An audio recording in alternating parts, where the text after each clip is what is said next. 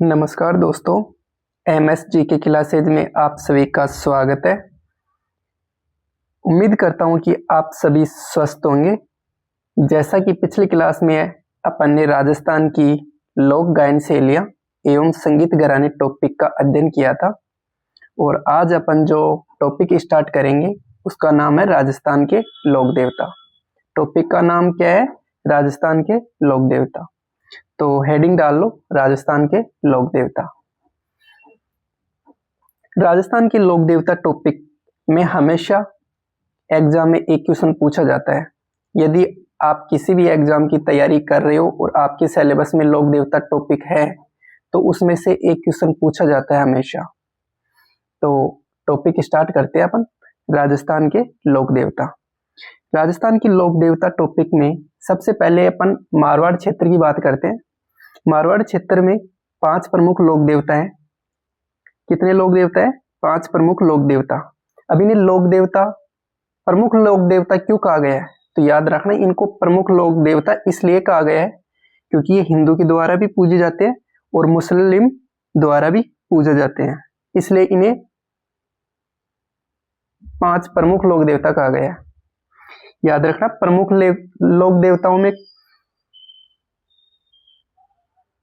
लोक देवताओं इसलिए कहा जाता है क्योंकि ये हिंदू के द्वारा भी पूजे जाते हैं और मुस्लिम के द्वारा भी पूजे जाते हैं। जो 5 प्रमुख लोक देवता है इन्हें पंचवीर भी कहा जाता है। याद रखना, 5 पंचवीर प्रमुख लोक देवता है ना, 5 प्रमुख लोक देवता है, इनको पंचवीर भी कहा जाता है। पंचवीर इसीलिए कहा जाता है क्योंकि ये हिंदू के द्वारा भी पूजे जाते हैं और मुस्लिम द्वारा भी पूजे जाते हैं। तो याद रखना, पंचवीर में कौन कौन से लोक देवता आता है? एग्जाम में पूछा हुआ क्वेश्चन है, कम से कम 5-7 बार एग्जाम में पूछा हुआ है। निम्नलिखित में से कौन से पंचपीर में सम्मिलित हैं? तो ये एग्जाम में पूछा जाता है। तो याद रखना, पंचपीर में कौन कौन से लोक देवता शामिल है। तो पंचपीर में जो लोक देवता है इनको याद करने के लिए अपन एक ट्रिक बना रखी है। ट्रिक का नाम है गोपा मेरा है। ट्रिक का नाम क्या है? गोपा मेरा है। गो से याद रखना गोगा जी, पा से याद रखना पाबू जी, और मे से याद रखना मैया जी, और रा से याद रखना रामदेव जी, और है से याद रखना हड़बू जी। पंचपीर याद करने की ट्रिक है। ट्रिक का नाम है गोपा मेरा है। गो से गोगा जी, पा से पाबू जी, मे से मैया जी, और रा से रामदेव जी, है से हड़बू जी। याद रखना, मारवाड़ क्षेत्र में 5 प्रमुख लोक देवता है जिन्हें पंचवीर भी कहा जाता है। पंचवीर में कौन कौन से लोक देवता शामिल है? तो याद रखना, गोपा मेरा है। गो से याद रखना गोगा जी, पा से याद रखना पाबू जी, मे से याद रखना मैया जी, और रा से याद रखना रामदेव जी, और है से याद रखना हड़बू जी। एग्जाम में 5-7 बार ये क्वेश्चन पूछा है। निम्नलिखित में से पंचपीर में शामिल नहीं है। ऑप्शन दे देता है वो, गोगा जी, पाबू जी, रामदेव जी और तेजा जी। तो याद रखना, जो 5-7 बार ये जो क्वेश्चन पूछा है तो उसमें हमेशा ऑप्शन देता है वो तेजा जी। तो तेजा जी याद रखना कि ये पंचपीर में शामिल नहीं है। तो स्टूडेंट क्या करते हैं? गलती करते हैं कि वो, क्योंकि तेजा जी सबसे फेमस है राजस्थान में, तो वो देखते हैं कि मतलब यही है प्रमुख लोक देवता, इनमें ही शामिल है। तो तेजा जी पंचपीरों में शामिल नहीं है, ध्यान रखना। पंचपीर की ट्रिक क्या है? गोपा मेरा है। गोगा जी, पाबू जी, मिया जी, रामदेव जी और हड़बू जी। याद हो गए 5 पंचपीर। अब जो 5 पंचपीर है इनमें सबसे पहले अपन पढ़ेंगे रामदेव जी। आज की क्लास रामदेव जी पूरा कर लेंगे। रामदेव जी के बारे में पूरी जो भी इंपॉर्टेंट फैक्ट्स है वो सारी एक क्लास में कर लेते हैं आज। तो अपन स्टार्ट करते हैं रामदेव जी। रामदेव जी के बारे में सबसे पहले याद रखना, जो रामदेव जी है ये किस कुल के है? तो याद रखना, जो रामदेव जी है ये तंवर राजपूत के है। किस कुल के है? तंवर राजपूत के। याद रखना, किस कुल के है? तंवर राजपूत के। रामदेव जी के संबंध में सबसे पहले याद रखना किस कुल के है? तो याद रखना तंवर राजपूत के। सेकंड पॉइंट याद रखना, इनका जन्म, रामदेव जी का जन्म कहां हुआ था? तो याद रखना जन्म कब हुआ था? तो याद रखना भाद्रपद शुक्ल द्वितीया को। कौन से महीने में? भाद्रपद शुक्ल द्वितीया को। भाद्रपद शुक्ल द्वितीया को रामदेव जी का जन्म हुआ था। याद रखना, जो भाद्रपद शुक्ल द्वितीया है इसे बाबेरी बीज भी कहा जाता है। अब जो बाड़मेर क्षेत्र है उसमें जो बीज है ना, द्वितीया को क्या कहते हैं, बीज भी कहते हैं, याद रखना, इसलिए इसे बाबेरी बीज कहा गया है। जो भाद्रपद शुक्ल द्वितीया है ना, इस द्वितीया को बाड़मेर क्षेत्र में बीज भी कहते हैं, इसलिए बाबेरी बीज भी कहा जाता है। भाद्रपद शुक्ल द्वितीया को रामदेव जी का जन्म हुआ था, इसलिए इसे बाबेरी बीज भी कहते हैं, भाद्रपद शुक्ल द्वितीया को, याद रखना। फर्स्ट पॉइंट याद रखना, किस कुल के है, तंवर राजपूत के। जन्म कब हुआ था, भाद्रपद शुक्ल द्वितीया को, जिसे बाबेरी बीज भी कहते हैं। जन्म स्थान को कहाँ हुआ था इनका जन्म, तो याद रखना उडु कश्मीर बाड़मेर में। रामदेव जी का जन्म स्थान कहाँ है, उडु कश्मीर बाड़मेर में। जन्म स्थान कहाँ है, उडु कश्मीर बाड़मेर में। इनके पिता का नाम पूछे, एग्जाम में पूछा हुआ है, इनके जो रामदेव जी के पिता है इनका नाम क्या है, तो याद रखना अजमाल जी। रामदेव जी के पिता का नाम क्या है, अजमाल जी। माता का नाम पूछे तो याद रखना मैणा दे, माता का नाम क्या है, मैणा दे। और यदि भाई का नाम पूछे तो याद रखना वीरम दे। रामदेव जी के भाई का नाम क्या है, वीरम दे, जो किसके अवतार माने जाते हैं, याद रखना बलराम के अवतार माने जाते हैं। और ये जो वीरम देव बड़े भाई थे, याद रखना, जिन्हें बलराम का अवतार माना जाता है। नेक्स्ट पॉइंट याद रखना, जो रामदेव जी की पत्नी है उनका क्या नाम था, तो याद रखना नेतल दे। जो ये नेतल दे थी ये कहाँ की थी, तो याद रखना अमरकोट की। अमरकोट कहाँ है, तो याद रखना अमरकोट पाकिस्तान में है। तो पाकिस्तान के अमरकोट के राजा दले सिंह सोडा की पुत्री थी। जो नेतल दे थी ये किस राजा की पुत्री थी, तो याद रखना अमरकोट पाक के राजा दले सिंह सोडा की पुत्री थी। नेक्स्ट पॉइंट याद रखना, इनके गुरु का नाम, गुरु का नाम याद रखना बालीनाथ। गुरु का नाम क्या है, बालीनाथ। और यदि रामदेव जी के प्रमुख सहयोगी पूछे तो याद रखना हरजी बाठी। प्रमुख सहयोगी कौन है, हरजी बाठी। रामदेव जी के संबंध में सबसे पहले याद रखना तंवर राजपूत वंश के थे। जन्म भाद्रपद शुक्ल द्वितीया को हुआ था, जिसे बाबेरी बीज भी कहते हैं। इनका जन्म स्थान उडु कश्मीर बाड़मेर में हुआ था। इनके पिता का नाम अजमाल जी था, माता का नाम मैणा दे था, भाई का नाम वीरम देव, जिन्हें बलराम का अवतार कहते हैं। पत्नी का नाम नेतल दे थे, अमरकोट के राजा दले सिंह सोडा की पुत्री थी। गुरु का नाम क्या था, तो याद रखना गुरु का नाम था बालीनाथ। और प्रमुख सहयोगी कौन थे, तो याद रखना हरजी बाटी प्रमुख सहयोगी थे। ये 5-7 पॉइंट आप अच्छे से रट लेना, इसमें से क्वेश्चन पूछा जाता है। किस वंश के थे, तंवर राजपूत। जन्म भाद्रपद शुक्ल द्वितीया, जन्म स्थान उडु कश्मीर बाड़मेर, पिता का नाम अजमाल जी, माता का नाम मैणा दे, भाई का नाम वीरम दे, पत्नी का नाम नेतल दे, गुरु का नाम बालीनाथ जी, और प्रमुख सहयोगी कौन थे, हरजी बाटी। नेक्स्ट जो अपन पढ़ेंगे इसके संबंध में, तो याद रखना जो रामदेव जी का घोड़ा है इसे क्या कहते हैं, तो याद रखना इसे लीला नाम है। इसे क्या कहते हैं, तो याद रखना रामदेव जी के घोड़े का नाम क्या है,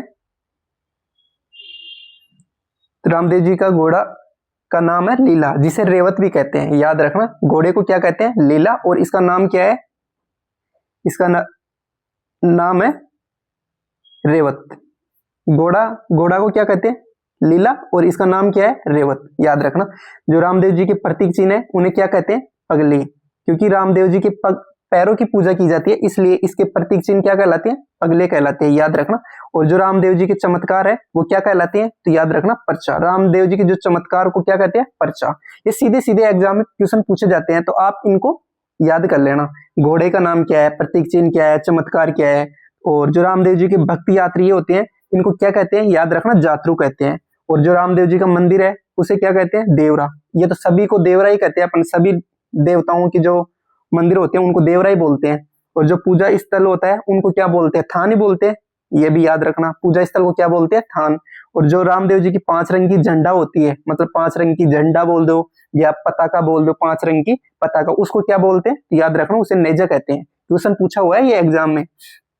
5 रंग का झंडा क्या कहलाता है, नेजा कहलाता है। जो रामदेव जी का जो रात्रि जागरण होता है उसे क्या कहते हैं, तो याद रखना जम्मा कहते हैं उसे क्या कहते हैं, जम्मा। और रामदेव जी के जो भजन होते हैं उन्हें क्या कहते हैं, तो याद रखना ब्यावले कहते हैं उन्हें क्या कहते हैं, ब्यावले। रामदेव जी के घोड़े का नाम लीला, जिसे रेवत नाम था। प्रतीक चिन्ह पगलों की पूजा की जाती है, पगले कहलाई। चमत्कार पर्चा, भक्ति यात्री जातरू, और मंदिर देवरा कहते हैं। पूजा स्थल को थान कहते हैं। 5 रंग की ध्वजा या झंडा उसे क्या कहते हैं, नेजा कहते हैं।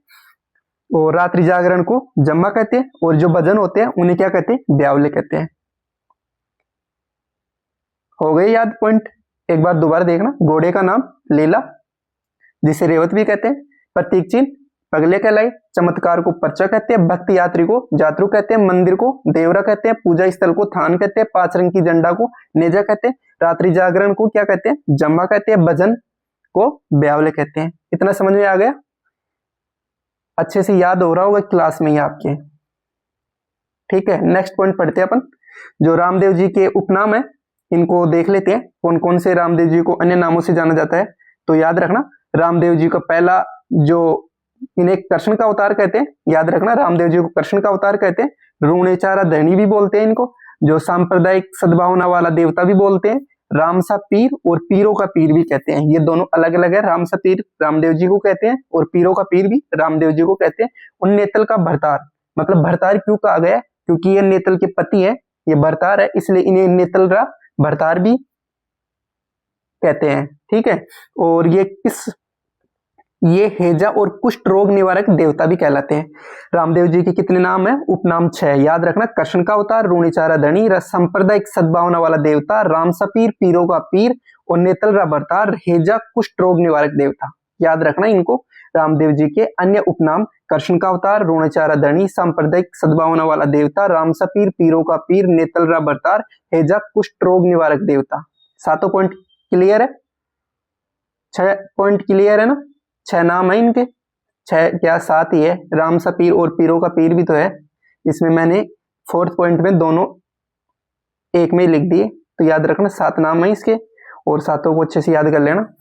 अब पढ़ते हैं अपन नेक्स्ट रामदेव जी के प्रमुख मंदिर। रामदेव जी के प्रमुख मंदिर देखो,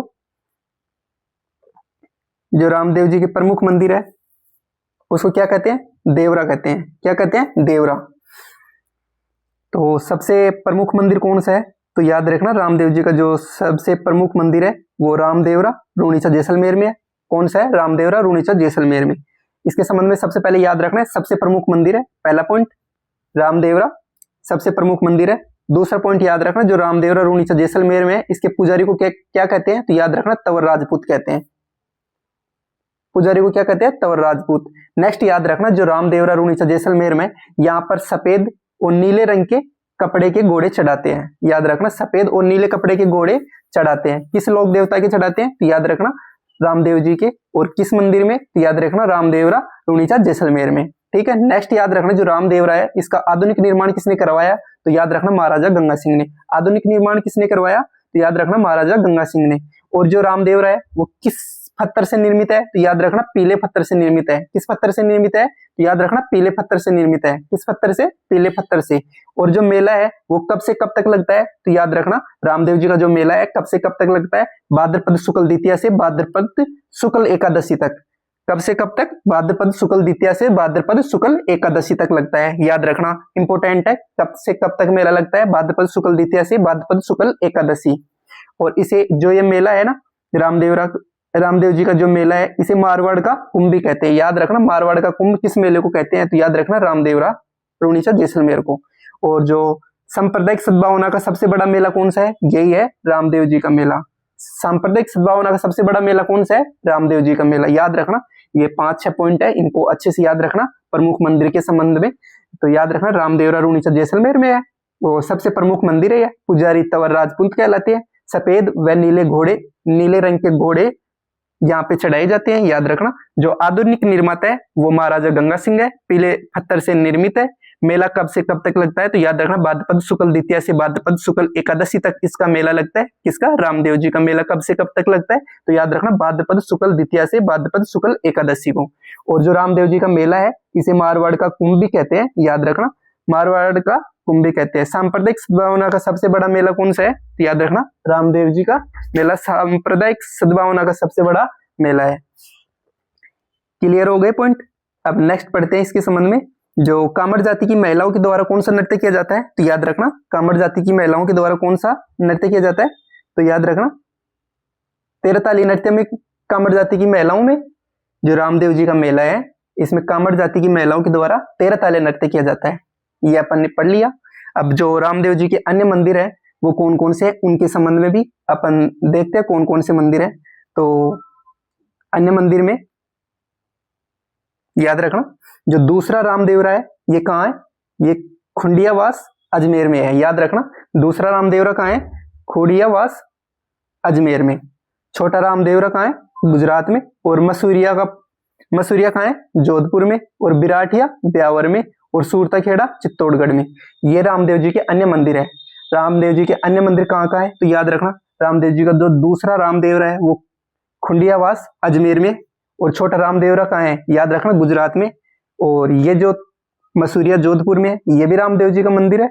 और बिराठिया ब्यावर में भी रामदेव जी का मंदिर है। सूरताखेड़ा चित्तौड़गढ़ में भी रामदेव जी का मंदिर है। इनको याद करना, एग्जाम में पूछा जाता है। ये आपसे मिलान करवा सकता है, मसूरिया कहाँ है? जोधपुर में। बिराठिया कहाँ है? ब्यावर में। सूरताखेड़ा कहाँ है? चित्तौड़गढ़ में। छोटा रामदेवरा कहाँ है? गुजरात में। दूसरा रामदेवरा कहाँ है? तो याद रखना, खुंडियावास अजमेर में। ऐसे मिलान करवा सकता है और एग्जाम में पूछा हुआ क्वेश्चन है, तो याद कर लेना इनको। नेक्स्ट पढ़ते हैं अपन, जो भी इनके संबंध, रामदेव जी के संबंध में जो भी इंपोर्टेंट फैक्ट्स है अपन उनको पढ़ते हैं।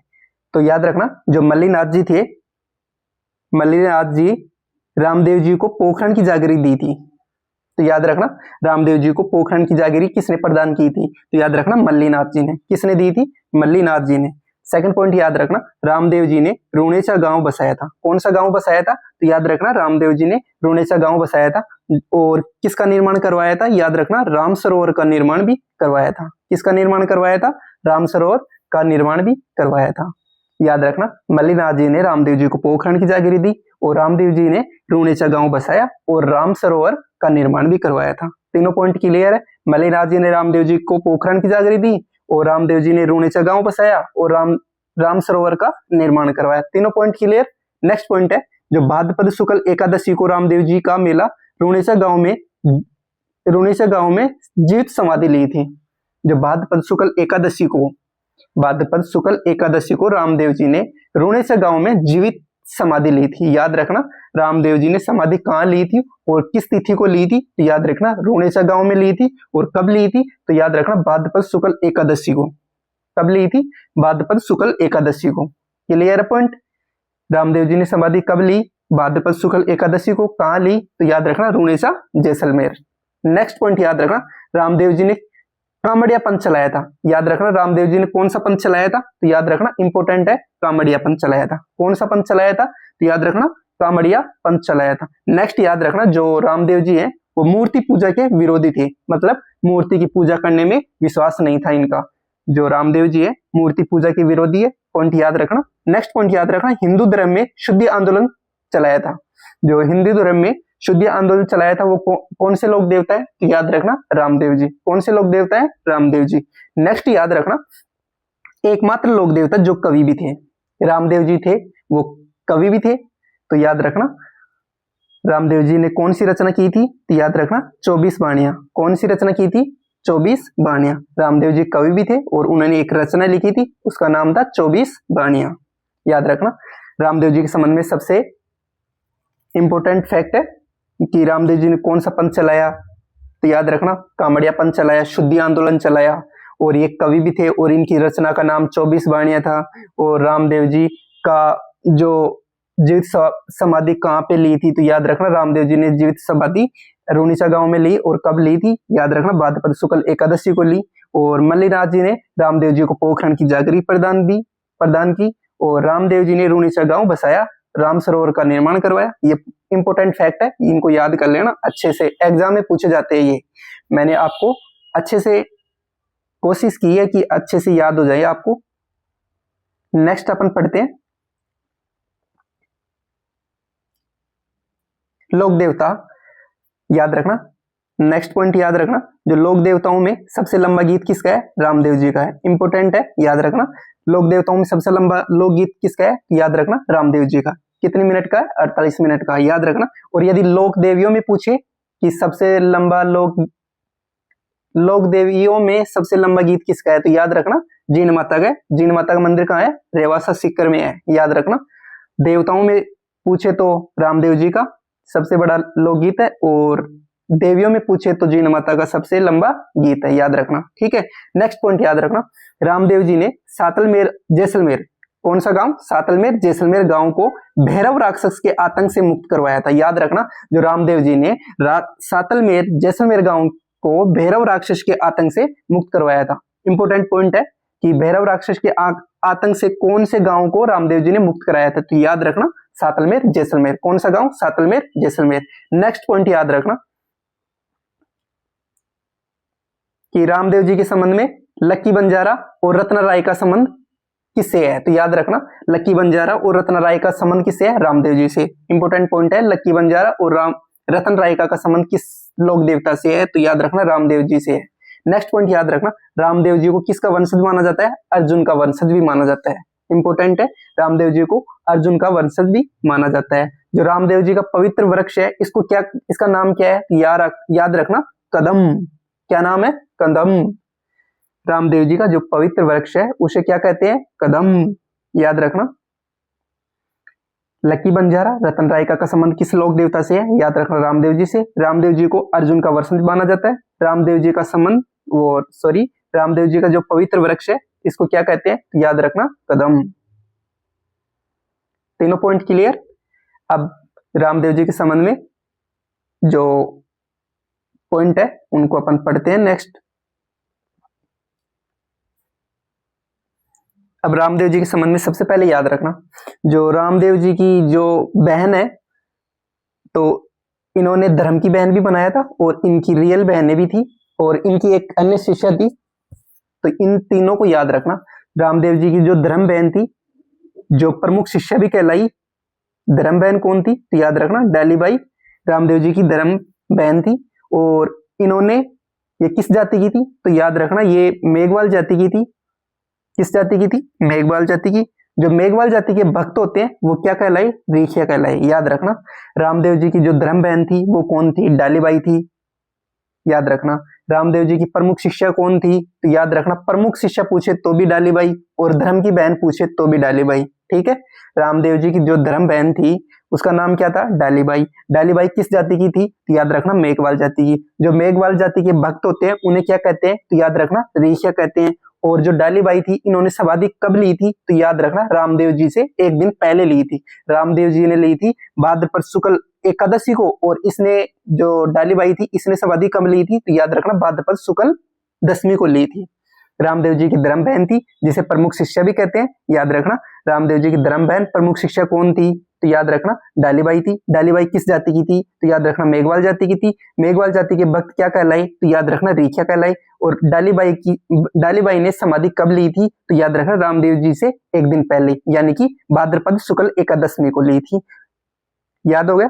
रामदेव जी ने की धर्म बहन कौन थी? डालीबाई। किस जाति की थी? मेघवाल जाति की। भक्त कौन थे? रेखिया। समाधि कब ली? भाद्रपद शुक्ल दशमी को। नेक्स्ट पॉइंट याद रखना, जो रामदेव जी की वास्तविक बहन थी उसका क्या नाम था? तो याद रखना लाछाबाई और सुगनाबाई। दो बहनें थी इनके रामदेव जी के, लाछाबाई और सुगनाबाई। आपसे क्वेश्चन पूछ सकता है लाछाबाई सुगनाबाई का संबंध किससे है? तो याद रखना रामदेव जी से संबंधित है। किससे है?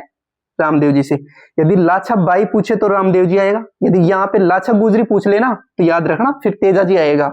एक शब्द का ही फर्क है, लाछाबाई और लाछा गुजरी। लाछा गुजरी किससे संबंधित है? याद रखना तेजा जी से। और लाछाबाई किससे संबंधित है? याद रखना रामदेव जी से। और जो अन्य शिष्य थी इनका नाम क्या था? आई माता। आई माता का मंदिर कहाँ है? बिलाड़ा जोधपुर में। कहाँ पे है? बिलाड़ा जोधपुर में। रामदेव जी के संबंध में तीनों पॉइंट क्लियर है। धर्म बहन डालीबाई किस जाति की थी? मेघवाल जाति की। भक्त क्या कहलाए? रेखिया। और समाधि कब ली थी? भाद्रपद शुक्ल दशमी को। वास्तविक बहनों के क्या नाम था? तो याद रखना लाछाबाई और सुगनाबाई। लाछाबाई सुगनाबाई किससे संबंधित है? तो याद रखना रामदेव जी से। और क्वेश्चन पूछे लाछा गुजरी का संबंध किससे है? तो याद रखना तेजा जी से।